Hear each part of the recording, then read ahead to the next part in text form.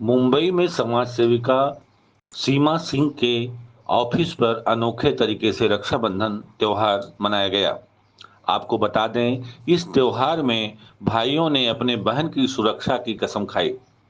कोलकाता में हुए डॉक्टर के ऊपर हमले को लेकर के यह कार्यक्रम किया गया। सीमा सिंह ने इंटरव्यू के दौरान कहा कि बहुत ही चिंता की बात है, बहन बेटियां सुरक्षित नहीं हैं। तो भाइयों को आज रक्षाबंधन पे शपथ लेनी होगी कि वो अपनी बहनों की रक्षा जरूर करेंगे। इस मौके पर सैकड़ों की संख्या में भाई और बहन मौजूद रहे।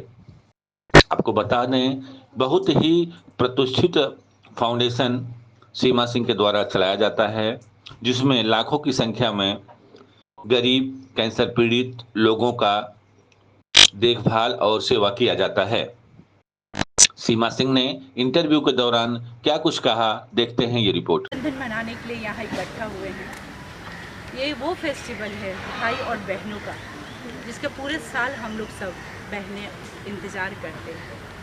बट बहुत दुख के साथ, बहुत दुर्भाग्य के साथ, और आज बहुत खुशी अंदर से नहीं हो रहा है ये फेस्टिवल आने पे, क्योंकि आज देश की बहनों, माँ और बेटियाँ सुरक्षित नहीं है। आज हम लोग यहाँ इकट्ठा हुए हैं फेस्टिवल सेलिब्रेट करने, बट अंदर कहीं एक डर की भावना है, एक दुख की भावना है, एक दर्द की भावना है। इस साल हम राखी अपने देश के जितने भी भाई हैं, पिता हैं, सबसे आग्रह करते हैं कि ये राखी आप गिफ्ट में, उपहार में कुछ भी उपहार ना दें, अपनी बहनों को एक प्रॉमिस करें सुरक्षा देने की, सुरक्षित रखने की। और आज वो समय आया है, हमारी सारी बेटियां हैं, मैं अपने मेघाश्री फाउंडेशन, हमारी जितनी बच्चियां हैं, मैं उन सब के लिए ये बोलना चाहती हूँ कि समय है कि बच्चियों को सिर्फ परी की कथाएं नहीं सुनाएं, प्रेत कथाएं भी सुनाई जाए। घोड़े पे आते राजकुमार के ख्वाब ही नहीं, बल्कि मासूम तितलियों के परों को कतर देने वाले राक्षसों से भी रूबरू कराएं। आज वो समय है, हमें अपनी बेटियों को परी बनना है। आपको ये वो ख्वाब नहीं दिखाना है, उन्हें वास्तविकता से परिचय कराना है। अपनी बेटियों को वो शक्तिशाली बनाना है, उन्हें सुरक्षित करने के लिए ये लड़ाई हमें खुद को लड़ना है। हम किससे जस्टिस मांग रहे हैं? कौन हमें जस्टिस दिलाएगा? जब भी ऐसी घटनाएं घटती है तो 1 महीना, 2 महीना, 3 महीना हम लोग सब आते हैं कि हमें जस्टिस मिलेगा, एक उम्मीद रखते हैं। बट इसके लिए जिम्मेवार कौन है? मैं किसी के ऊपर ब्लेम नहीं करना चाहती हूँ, किसी के ऊपर ये नहीं बोलना चाहती हूँ, बट मैं अपनी बेटियों को, अपनी बहनों को और खुद को इतना स्ट्रॉन्ग बनाना चाहती हूँ कि ये घटना ना घटे। और हम सब मिलकर हमें ये लड़ाई लड़नी होगी, क्योंकि जस्टिस तो मिलने से रहा, और जस्टिस मांगे भी तो किससे मांगे? ये कलयुग है। कलयुग की हर नारी को खुद ही आगे आना होगा। अब हर नारी को शस्त्र उठाना होगा। कलयुग के रावण को खुद ही सबक सिखाना होगा। कोई कृष्ण नहीं आएगा तुम्हारी आबरू बचाने, तुमको खुद ही दुर्गा काली बनना होगा। और इसी संकल्प के साथ हम देश की सारी बहनों, बेटियों और माँओं को मैं बोलती हूँ कि हम सबको खुद स्ट्रांग बनना है और इस लड़ाई में आना है। और हम सब जब 140 करोड़ जनता सब अपनी अपनी जिम्मेवारी उठाएंगे तो वो दिन दूर नहीं है कि जब हमें ये दुखद, ये दर्दनाक घटना और ये सुनना पड़े कि आज फिर से एक बेटी की इज्जत चली गई।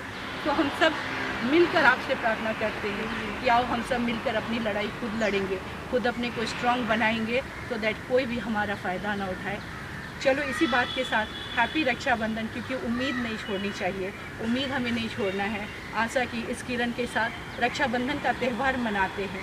बट हर भाई से यही मैं प्रार्थना करती हूँ कि आपसे हमें उपहार नहीं चाहिए, हमें आपसे सुरक्षा का वचन चाहिए, जो आप तो दे ही सकते हो। Happy Rakshabandhan. Why do we celebrate Rakhi? It is a festival that symbolizes protection by the brothers to their sisters. But what if the brothers, the fathers, the sons in this country are the ones doing the harm? And don't get me wrong, I'm not trying to say that this is an issue related to men. It is not. There are women in this country who too frame innocent men. But why is it that only a certain section of human beings are treated as inhuman? A saddening part about this country that I would like to speak is that we often look at cases of rape as political propagandas in the context of religion. We make it about Christians, Hindus, and particularly target the Muslims in this country, but that shouldn't be the case. I find it ironic that we as a nation do that, because if you look at the laws of the Islamic countries such as Afghanistan, the punishment for rape is being shot in the head 4 times, whereas in Saudi Arabia they simply behead you. So we shouldn't look at this from the lens of a religious concept. Another thing that I would like to say, and I would like to urge everyone who watches this, is to not make this, it's good that everyone's speaking about it and it's being highlighted in the media, but it shouldn't be something that eventually dies down in 2 months. There are many incidents that happen in this country that get spoken about because it's trending for like a period of 1 to 2 months, and then it simply dies down like it never happens. So my only request to everyone is to speak up as much as you can, because every single person's voice matters. Thank you. Thanks.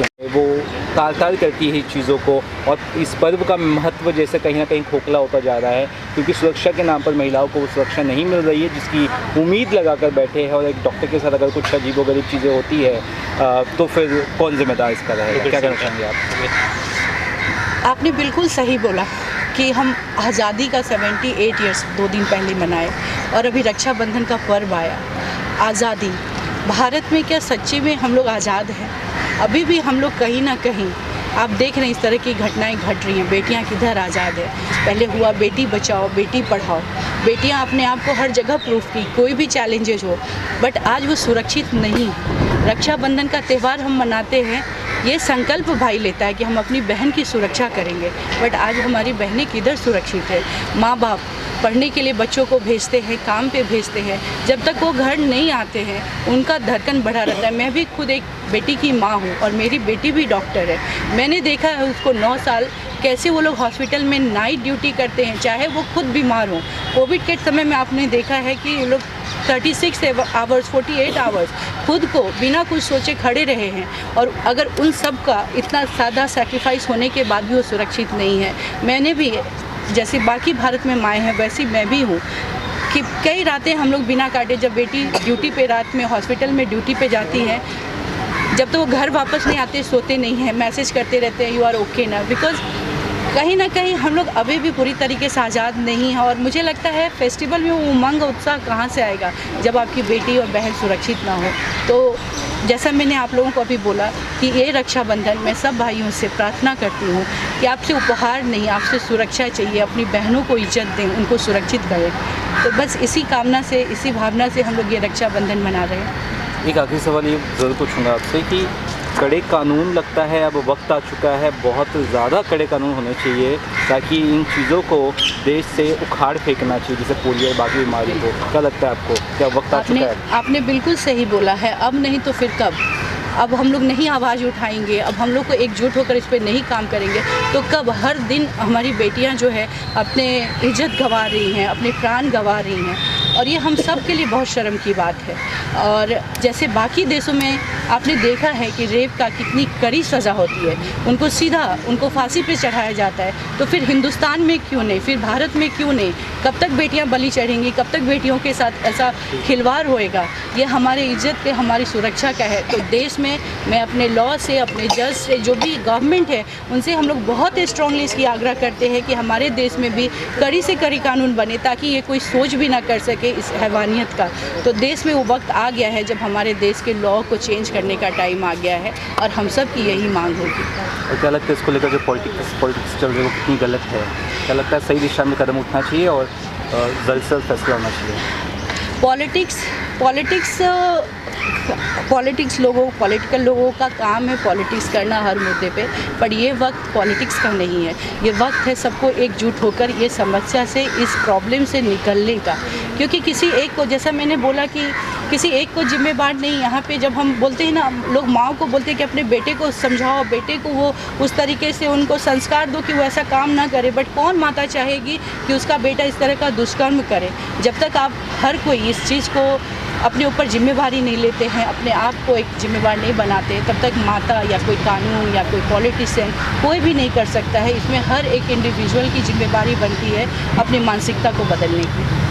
और क्या लगता है बचपन से ही अब वक्त आ चुका है इन सब चीज़ों के ऊपर बहुत ज़्यादा जोर देने का, गुड टच बैड टच ये सब चीज़ों को बताने का, क्या लगता है मैम? बिल्कुल, ये तो होना ही चाहिए और हर बेटी हर बहन को बैड टच और स्कूल से सिखाया जाता है, स्कूल में बताया, बट बात ये नहीं है कि उनके पास मौका क्या है खुद को बचाने का, उनको किधर ये सुरक्षा होती है कि वो खुद को बचा सके। कोई भी नहीं चाहता है कि उनके साथ ऐसी घटना घटे। तो इस तरह की जो है स्कूल में सबसे बड़ी ज़रूरत है तो कड़ी कानून आए और जिस जगह पे भी लड़कियां काम कर रही हैं उस संस्था को चाहिए कि ये सुरक्षा प्रदान करे। अगर हॉस्पिटल में है तो ये हॉस्पिटल की जिम्मेदारी बनती है कि उनकी अगर नाइट ड्यूटी पे अगर कोई डॉक्टर है तो उनके साथ कोई ना कोई एम्प्लॉय लेडीज़ वहाँ होनी चाहिए, कैमरा CCTV कैमरा होना चाहिए, उस वक्त ड्यूटी पे कौन है, ये सारी बहुत सारी डिटेल्स है जिस पे काफ़ी चर्चाएं हो सकती है और जिस पे बहुत सारे काम करने की ज़रूरत है। तो मुझे लगता है कि जिस संस्था पे लड़कियां काम कर रही हैं, औरतें काम कर रही हैं, वहाँ पे उस संस्था को वो सुरक्षा रखना चाहिए ताकि ये घटना, इस तरह की घटना ना घटे। Thank you.